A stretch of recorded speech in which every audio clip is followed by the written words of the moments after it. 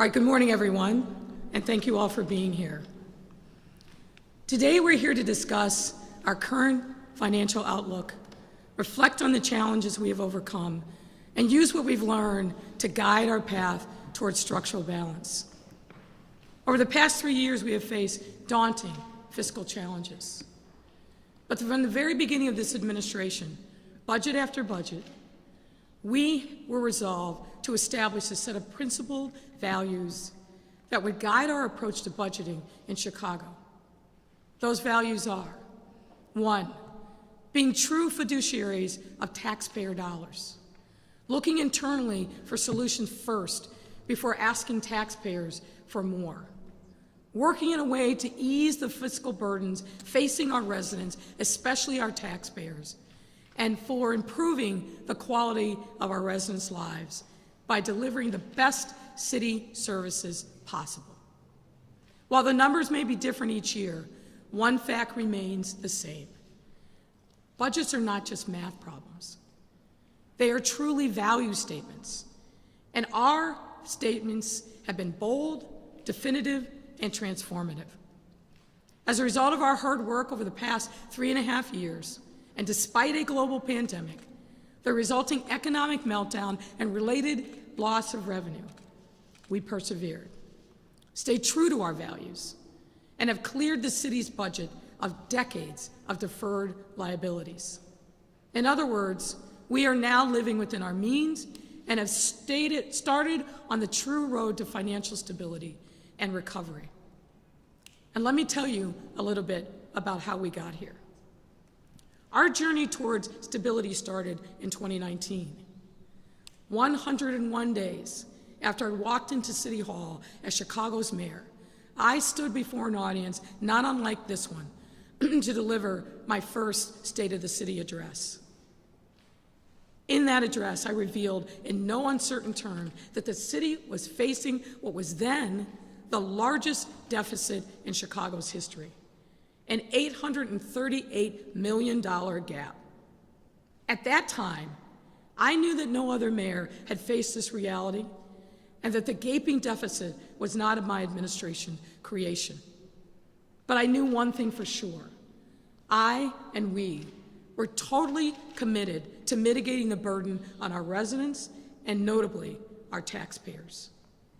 So I introduced and we passed a budget that looked beyond one-time fixes, accounting gimmicks, or tricks, and provided long-term structural solutions while growing our investments in key areas such as violence prevention, neighborhood economic development, affordable housing, homelessness, and mental health. This effort had external and internal impacts. For example, internally, we restructured some of our city departments to ensure taxpayers got the greatest value for their dollars while still receiving the highest quality service. This resulted in the creation of the Office of Public Safety Administration, which works to streamline the administrative functions of our police, fire, and OEMC departments into a single agency, and immediately we saved $2 million. Externally, our residents benefited from this consolidation as more than 160 police officers and union fire members were put back on the streets in their neighborhoods and wards to keep their communities safer and more vibrant. A year later, in 2020, our city and the rest of the world was hit hard by the COVID-19 pandemic. With pandemic-related business closures, people working remotely instead of in downtown office buildings, and other factors, we faced more daunting budgetary challenges. A staggering budget gap of $1.2 billion. Instead of being overwhelmed, however, we steeled our resolve and recommitted ourselves to creating the long-term structural solutions needed to make our government more responsive to our communities and businesses in a holistic and inclusive way. Against the backdrop of a world still grappling with the social and economic fallout of the pandemic, the city was able to bridge this historic gap while once again generating internal and external benefits.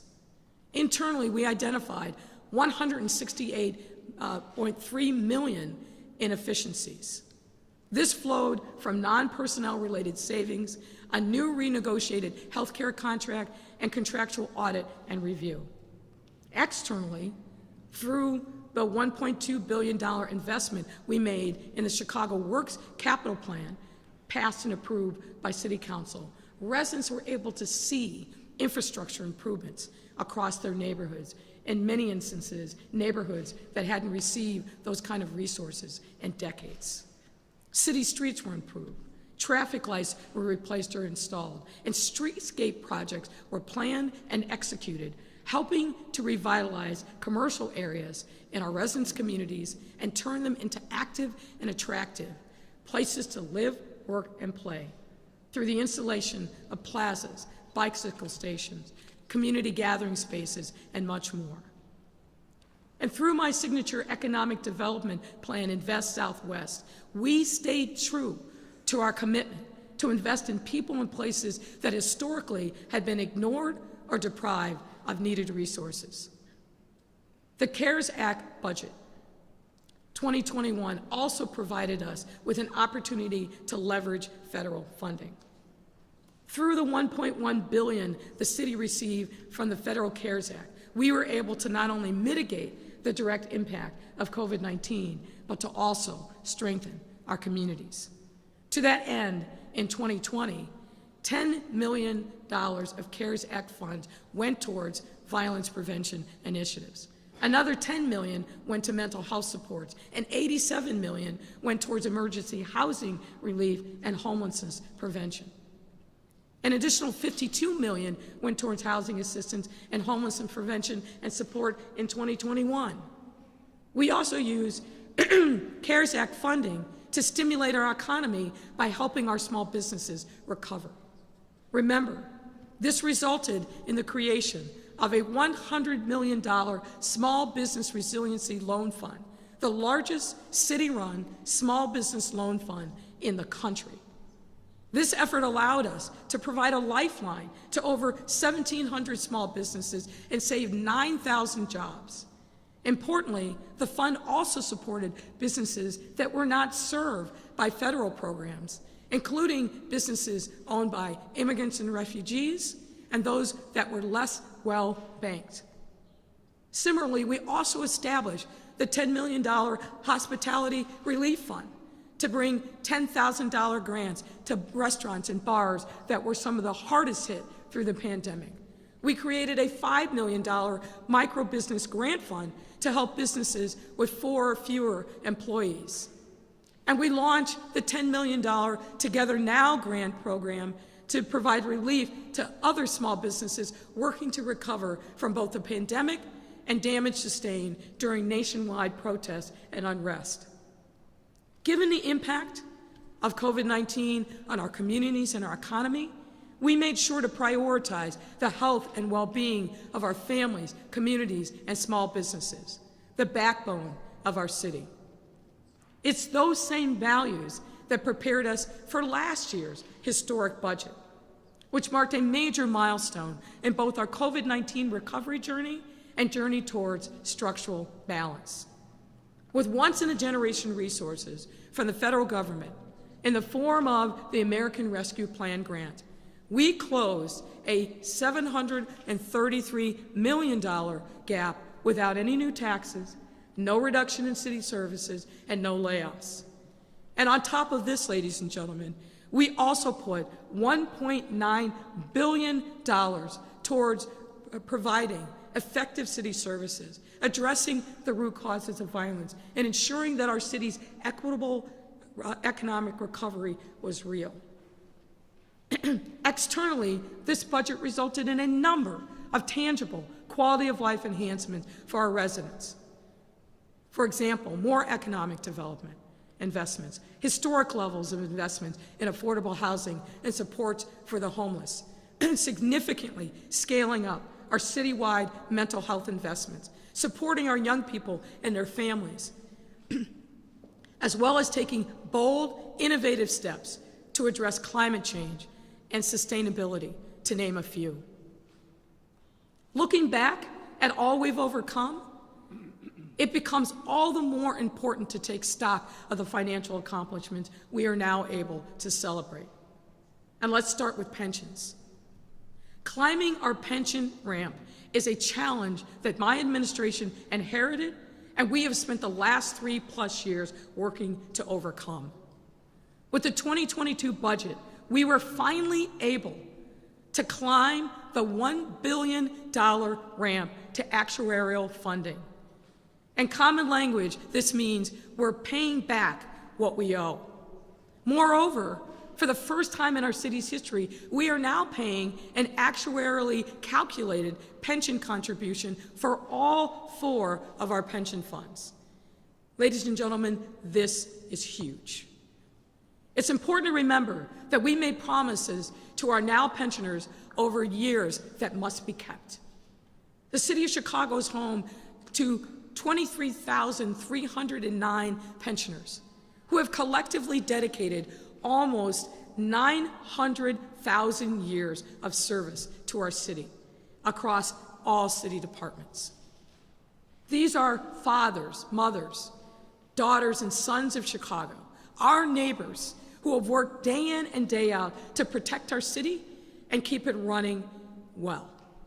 They deserve to have access to the pensions that will support them and their families. So fulfilling our pension obligations must be viewed as sacrosanct.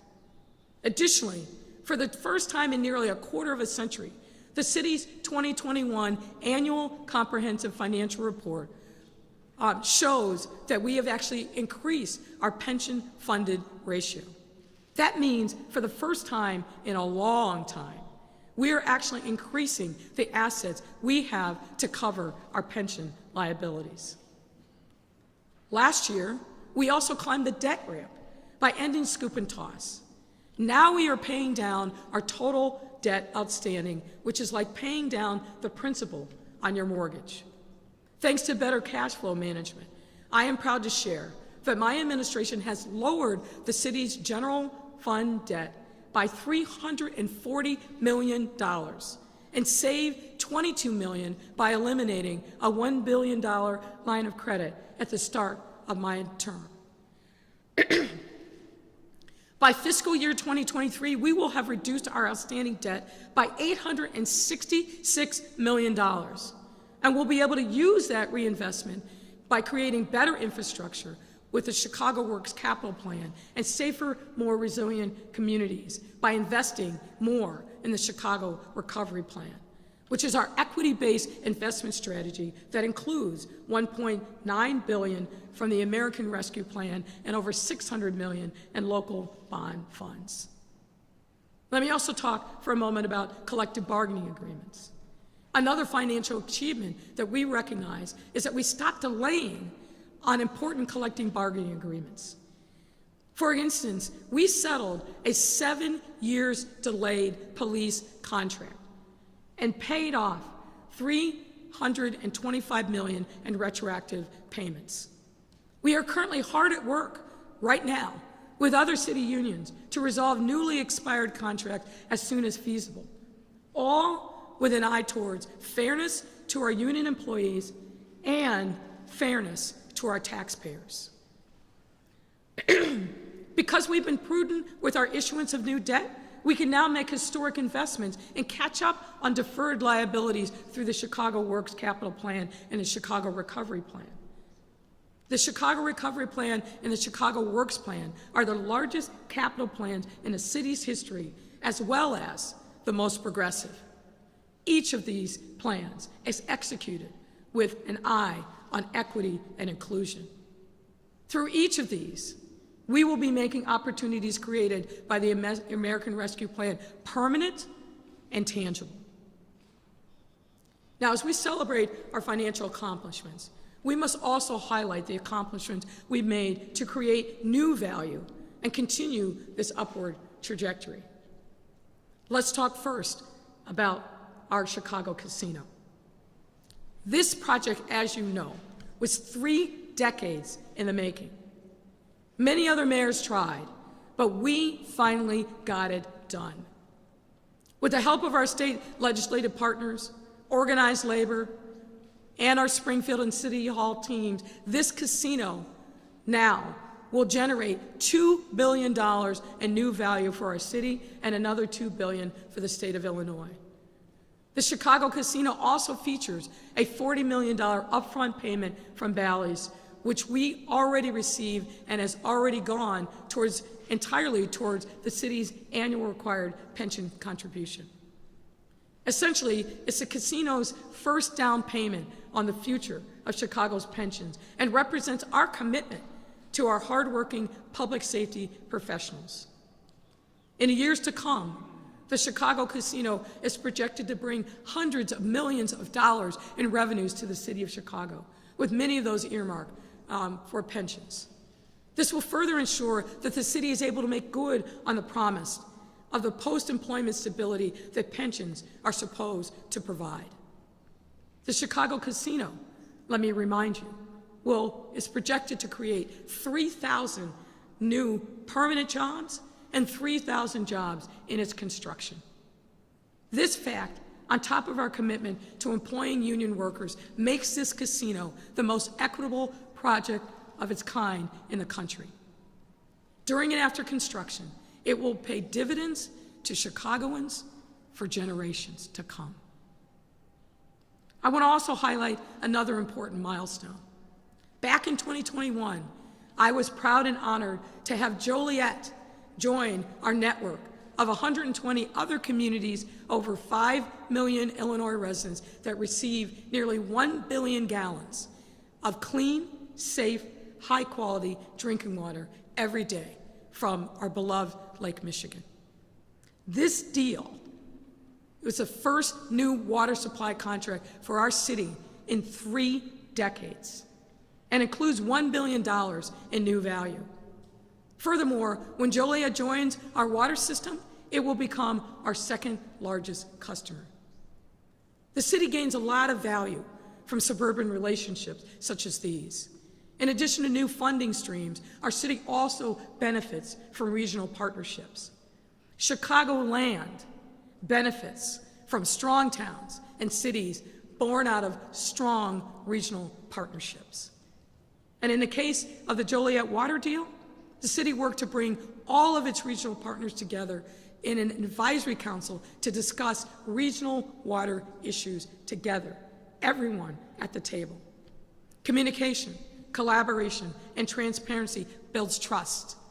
And this advisory council, which met for the first time this summer, is another step towards strengthening regional partnerships. Over the last 3 years, we've also created new value through strategic refinancing, as you heard.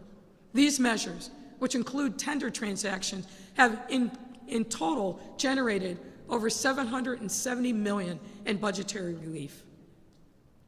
And while we have been dogged fiduciaries of precious tax dollars, we have also recognized that investments in people, in places, and services are of critical importance, particularly given the hardships that so many of our individuals and families and neighborhoods have endured, not just in the last 2 years, but in some instances for decades. In fact, we put $1.9 billion towards historic new investments that are aimed at creating thriving and safe communities, as well as equitable economic recovery. And allow me, if you will, to highlight a few. Chairman Dow, I know this next thing is important to you. Prior to my administration, little if any funding went to violence prevention funding. Can you move up, please? An unfortunate choice that has made our efforts to make our community safer that much more difficult.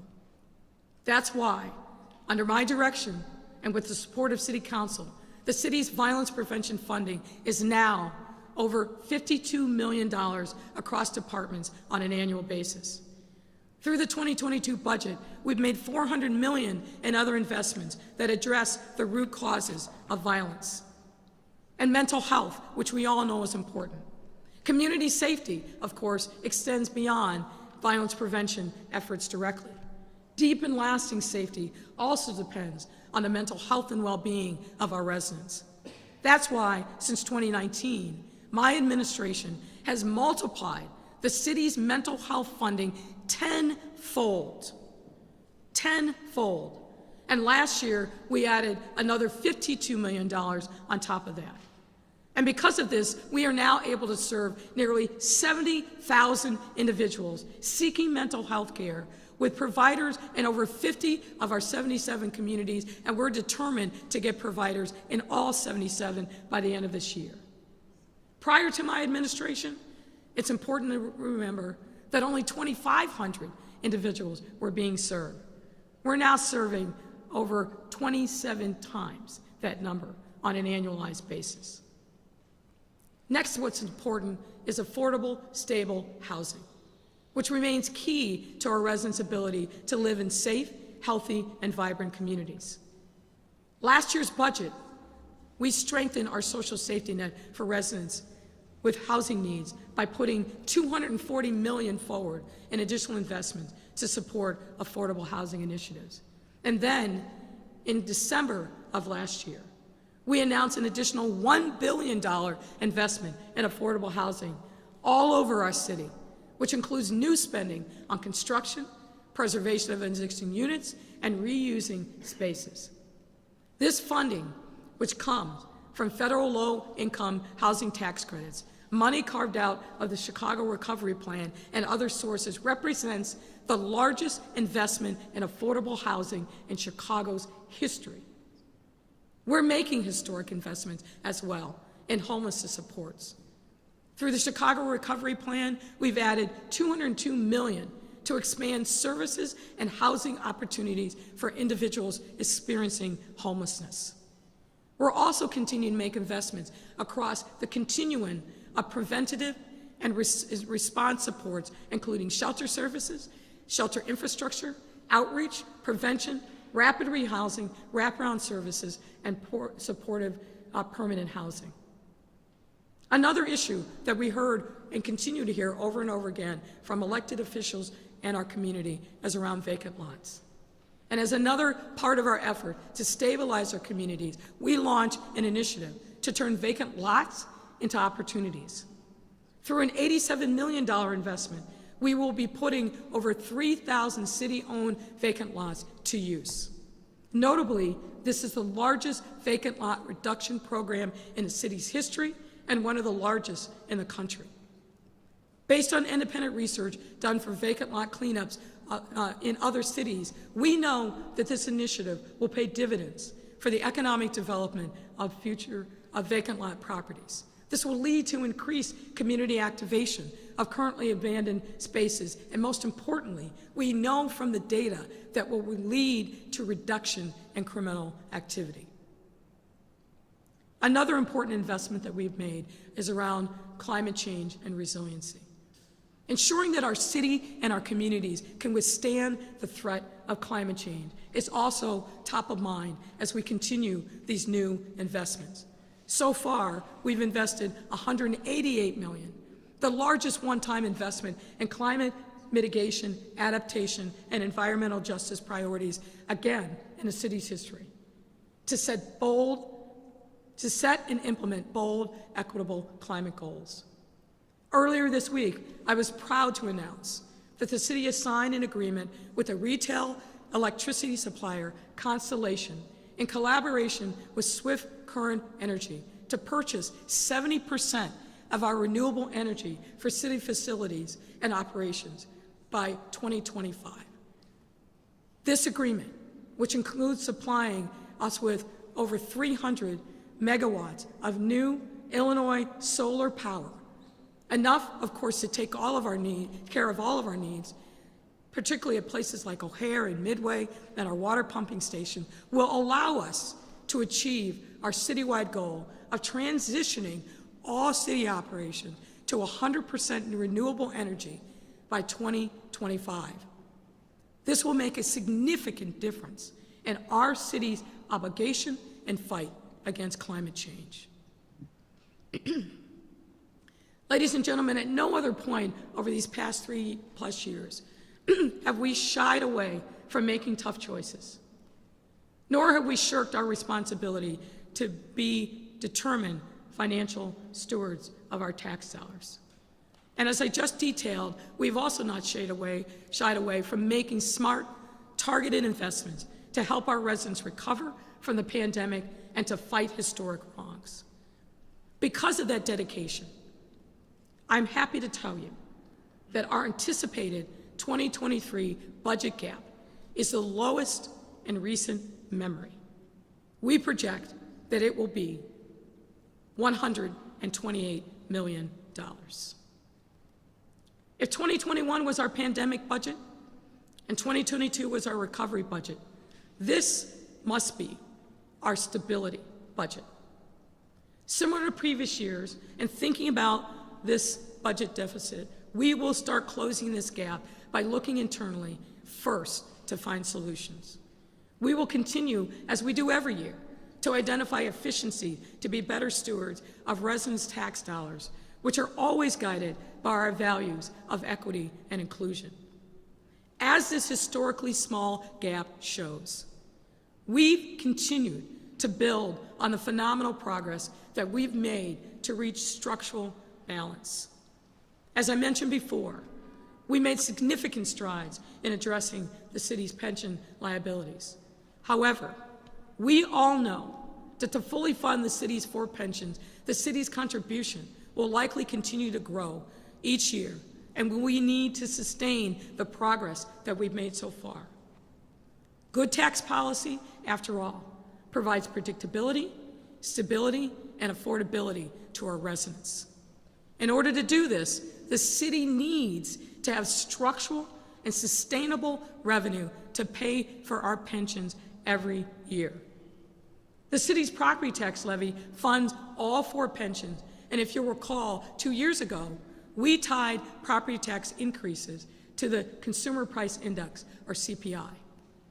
This means the taxes will change based on the rate of inflation. Now, let me say a few more words about that. The extra amount that property-owning Chicagoans will pay depends on the value of their home. I also know that overall this year, the CPI is the highest across the country that it has been in decades.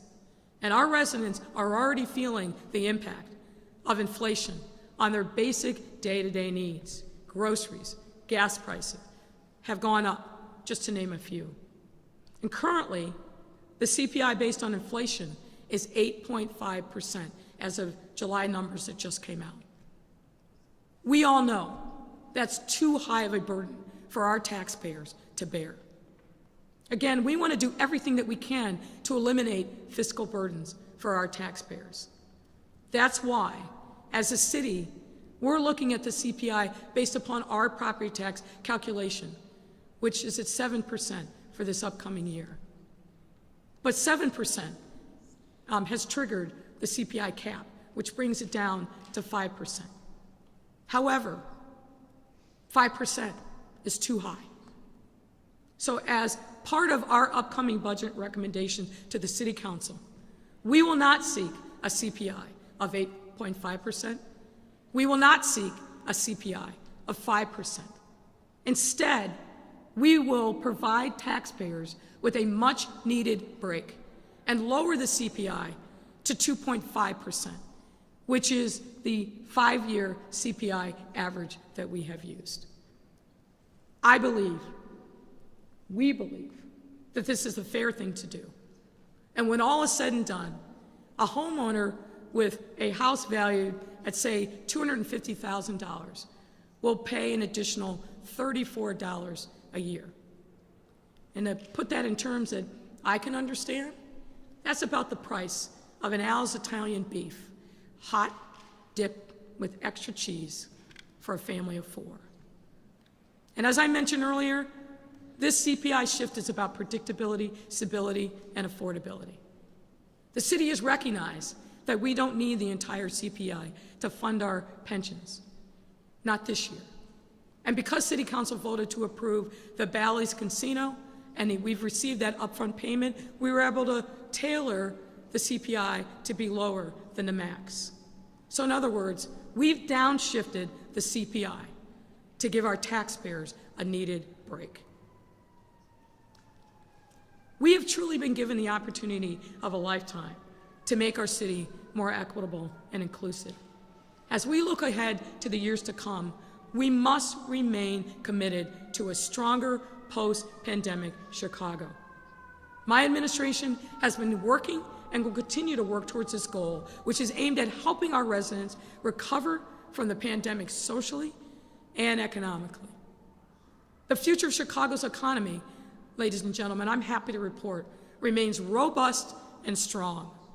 And let me emphasize a few data points to bring this home. The recent announcement that Google would bring jobs to the downtown Thompson Center shows the incredible confidence that businesses have in Chicago. The Google investment is the largest corporate expansion in modern Chicago history and will bring a minimum of 3,000 new jobs to our city and specifically to our central business district. We officially kicked off the year with an office occupancy growth rate of 13.2%, a rate that is higher than any other major metro area outside of Dallas, Houston, Austin metro area. Ladies and gentlemen, household names, not just Google, but Abbott, Kellogg, Kimberly-Clark, to name a few, are betting on Chicago because we have what they need: the most diverse economy in the country, the greatest pipeline of talent, a reasonable cost of living, and in my administration, a city government that understands the importance of creating jobs and opportunity for our residents to thrive. Our economy has come roaring back, and for the first time in decades, all parts of our city, not just the downtown, are feeling the benefits. And I am proud to say that despite the naysayers, we have and will continue to prove that we can and we must prioritize our neighborhoods as well as our downtown. It's not either or, it's both and. I could go on, but the point is clear. Chicago's economy continues to grow in equitable and inclusive ways. In order to keep it that way, we must continue to prioritize the economic and social well-being of all of our communities. And we must keep our city's finances on strong financial footing to achieve this. Let me say this in closing. Our continued willingness to work together has allowed us to accomplish so much over these past few years, despite all of the challenges. It's that same commitment to collaboration that will allow us to move ahead into an even more fiscally bright future. We have been and will continue to be in conversation with elected leaders and community to once again create a budget that addresses the wants, needs, and concerns of our residents, all without having them shoulder any undue fiscal burdens. Our hardworking residents have endured a lot these past couple years, and I am committed to ensuring that the city continues to clear a path for a fully robust, equitable, and inclusive recovery that benefits them. Our residents deserve no less. We've learned so much over these past 3+ years, and I'm grateful to have done so with many hardworking, outspoken, and of course passionate Chicagoans. These include our young people, our workers, our business owners, our arts and culture community, and the thousands of other unsung heroes who go to work every day in and day out, to keep our city running. I'm excited to continue this journey and conversation with all of you. So let me say thank you, God bless you, and God bless the great city of Chicago. Thank you very much.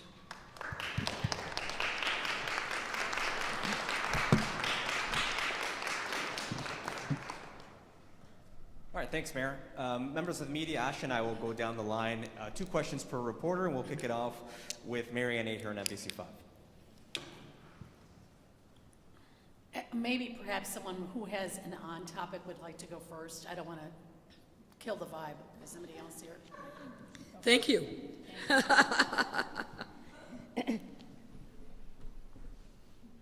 Go ahead. So in May, budget officials said the projected budget gap was 305 million, and now it's 127. What changed? Where were savings found or expenditures? Well, let me make sure that you got the number right.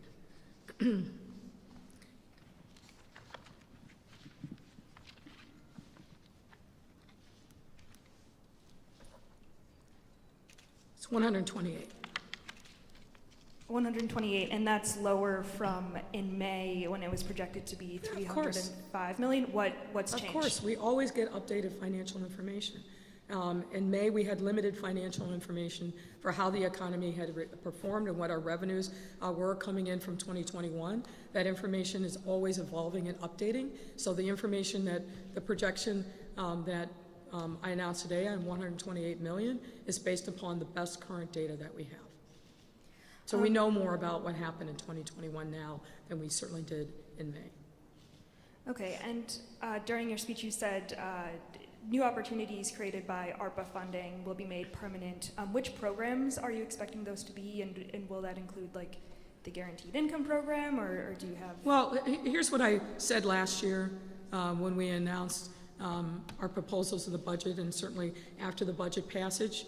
The federal dollars are not forever dollars. And so we made a conscious decision to be very smart about investing in a way that would give us a return on those investments for years to come. So some of the things that we're doing in community around economic development, around the environment and sustainability, affordable housing, those are some of, I think, the key investments that are one-time in nature, but have the ability to give us a return on our investment for the foreseeable future. So that's what I'm referencing. Thanks, Mayor. Justin Lawrence? Hi, Mayor. Hi there. On the CPI increase, this is the first year that it became a more difficult decision, and you're scrapping it, you're doing away with it, or at least changing the rules on how you calculate the CPI increase. Well, I don't know that that's accurate, but Yeah. the first year of proposing this to the city council was a pretty tough year. To approve it initially, yes, that Yeah. was tougher. But what I mean is it could have been 5%. You're lowering it to 2.5. As part of the budget cycle this year, will you look to do away with that annual CPI increase, or No. at least lower the threshold for 5%? No.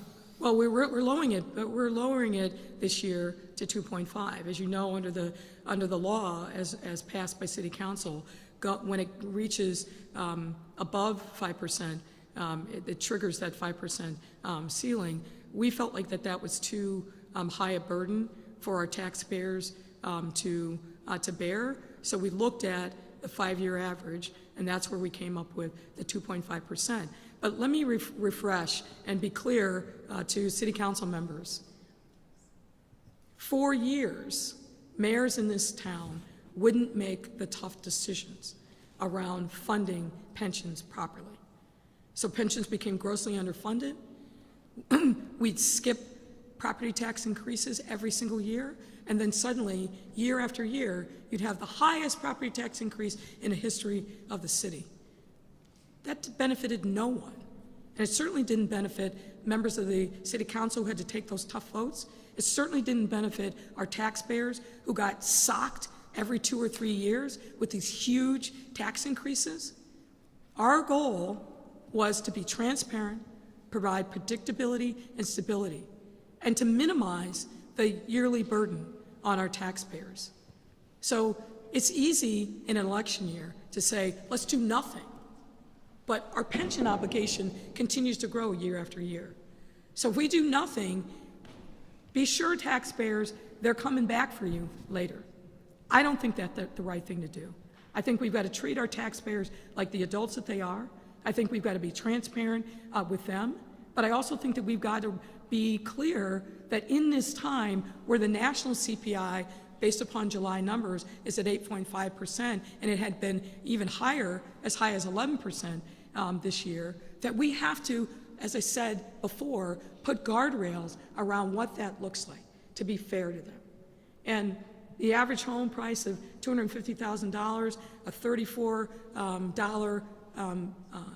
additional tax, I think people can live with that, and I think that's reasonable. Now, look, I'm mindful of the fact nobody wants to pay taxes, right? But if the choice is non-delivery of city resources, layoffs of city workers, or a modest tax increase, I think most people will say, okay, Mayor, I get that. I may not like it, but I get it. Time will tell, but I think that this is the right thing to do. You're sure to receive, pushback even at 2.5% from some members of City Council. Goes with the territory. But The people who didn't support it before are not going to support it now, I expect. So it sounds like that 2.5% increase is not negotiable. That's something you'll hold firm on? Well, look, I'm not going to negotiate with you, and I'm not going to negotiate in the media, but we have come up with what I think is a reasonable, principled approach based upon the data, and we will be starting that conversation with members of the City Council. There's always a give and take on lots of different aspects of the budget, but we think that this is a reasonable number, and we're happy to engage in the discussion, as we always are, about how we got there and why we think that makes sense. Thanks, Mayor. Heather Sharon? Hi, Mayor. Hi there. Do you see the biggest challenge the 2023 budget poses to you as you prepare the final proposal to decide how much can go toward the projects included in the Chicago Rescue Plan, given that the bulk of the COVID-19 federal relief money has been spent and that the city will have to start paying back that debt this year? That's not accurate. So let me make sure that I respond, I think, and answer your question. The monies that the federal government gave to cities like Chicago were over multiple years. So saying the money has been spent, I don't think is quite accurate. Obviously, we spent a significant amount of time last year engaging with members of the community, engaging with members of the City Council to come up with a blueprint for how we were going to be making those $1.9 million of investments. We continue to execute on that. So I think that's an accurate picture, but if I haven't answered your question, you'll let me know. Well, I think all but $150 million has been appropriated. Perhaps that's a better way to put it. And if there needs to be additional spending for those programs that were very popular on the City Council, that would have to come from another source. I guess that's what I was trying to get at. Well, what I would say is that we knew with the $1.9 billion that we were investing that some of these investments would carry over multiple years. So it's not like they happen and stop. We're still executing on that blueprint that was devised with the City Council last year, and we're going to continue to do that, understanding that the federal dollars were over multiple years. Can I ask you to comment on the superintendent's decision to fire Robert Boyk, the former head of the Office of Constitutional Policing and Reform for the Chicago Police Department? He sent an email saying that because of staffing decisions made by Superintendent Brown, Chicago police officers will not receive 40 hours of mandated training by the consent decree. You've spoken very proudly of the amount of training officers are now required to undergo. How is it appropriate that officers will not be able to receive that training? Well, I don't ordinarily comment on internal personnel matters, but I will say this. The training is obviously critically important. It's mandated by the consent decree. We will not take steps back, and I don't anticipate that that's going to happen. The work that needs to be done to continue on the path of reform is larger and bigger than one individual person. It always has been. The mission of the department is larger and bigger than one individual person. So people will say lots of things going out the door, but what I can tell you is that the work of reform, and particularly the emphasis on training, is going to continue going forward. I don't see any basis for any concern that we are going to stop and not meet our obligations under consent decree. Moving on to Mackenzie Bloomberg. Thanks, Mayor. There have been a number of high-profile corporate departures from Chicago, like Boeing moving to Virginia, Citadel moving earlier this summer. What impact do you think that those departures will have on budget revenues, and what is the city doing to keep corporate headquarters? Little to none. What I think you also need to report is the number of corporations that have moved into Chicago that have made these investments. We had over 173 companies last year make pro-Chicago decisions. That's either moving here and relocating from someplace else or expanding their footprint in Chicago. We're on the same pace and may exceed that number this year. So, yeah, we don't want to lose any businesses, but I think you said Citadel, Boeing, and you mentioned one other. Okay. Yeah, it's unfortunate that those companies choose to relocate, but what I'm focused on is the companies that are betting on Chicago, Google, Kellogg, Abbott Labs, and others. Big, notable household names, international companies that are finding what they need here in the city of Chicago to keep our economy booming. We had a phenomenal 2021, and I expect we're continuing to see the recovery from COVID-19 flow into 2022. If you walk around our city, you can feel it and see it for yourself. But importantly, the data tells us that Chicago is back, that our economy is booming, and those industries in particular, hospitality and tourism, that were very hard hit in 20 and 21, are seeing better than pre-pandemic records on weekends, bookings, and so forth. So I feel very optimistic about our present and our future. Craig Wall. Mayor, off topic if we could. Another person has joined the race to challenge you, another member of City Council. With the field continuing to grow, there are political observers who think this is a suggestion that you are vulnerable. Do you feel vulnerable with all these people jumping in the race? No. Why not? Why should I? I think I have a record of accomplishment over these last 3.5 years that demonstrates real progress and delivery for the residents of the city. I'm very proud of the work that we've done. I just went through a list of things that we've been able to accomplish against a lot of daunting odds. So I'm going to be focused on the two things that are my top priorities, that is public safety and making sure that we have an equitable and inclusive recovery. People are going to jump in. This is silly season. It's going to happen. I remain focused on making sure that I deliver every single day for the residents of the city. And if I continue to do that, I feel very optimistic about re-election.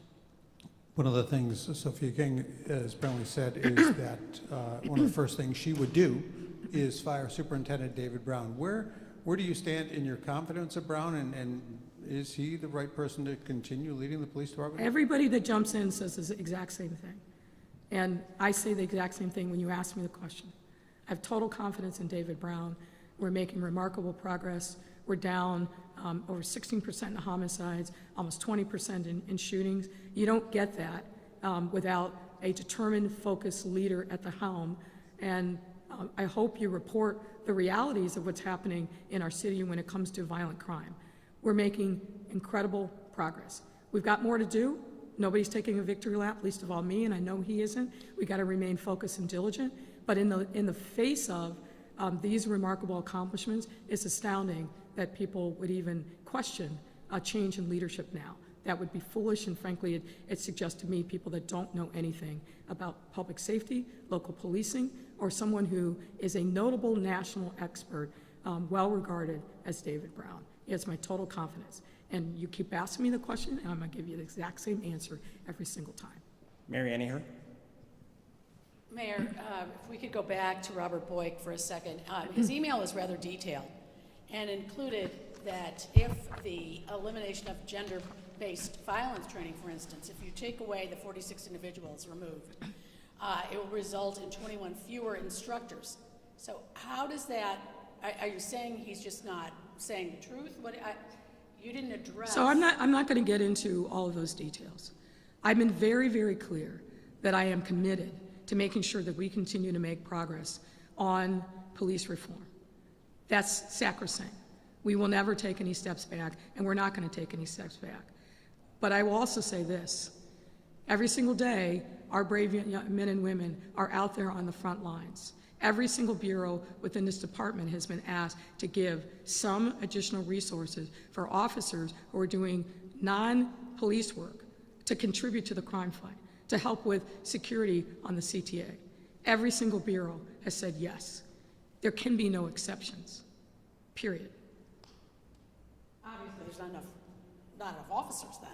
I'm sorry? There's not enough officers then. Well, I don't think that that's correct either. But as I said, it is. I don't get into the details of a now fired employee who sends off an email.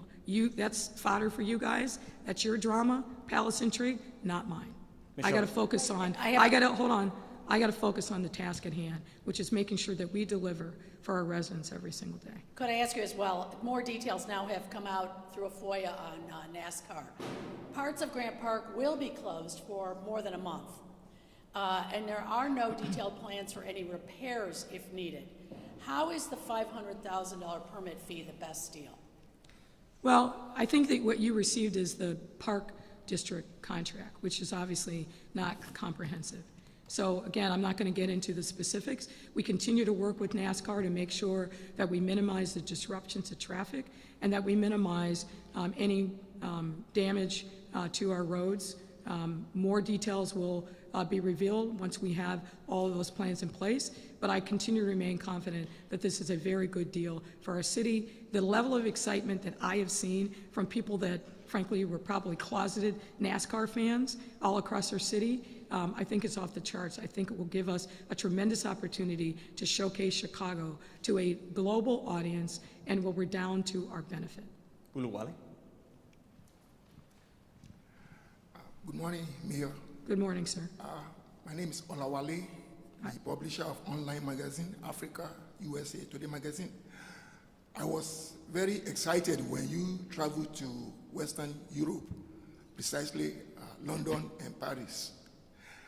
But I did not follow up on the outcome about the, bringing the economy to Chicago. Could you brief on outcome of the success? As you indicated, we spent time in London and Paris, and our primary focus there with our delegation was to educate potential businesses that are looking to expand or come to the United States about the benefits of doing so in Chicago. And I think we made a compelling case, not only about the strengths of Chicago's specific economy, but as Chicago as the gateway to the Midwest, to markets in Minnesota, Wisconsin, Michigan, Indiana, and other places. I'm excited about the opportunities. We focused a lot on tech entrepreneurs and also other manufacturing businesses. And the World Business Chicago right now is following up on a lot of leads that have come from those discussions, both in London as well as in Paris.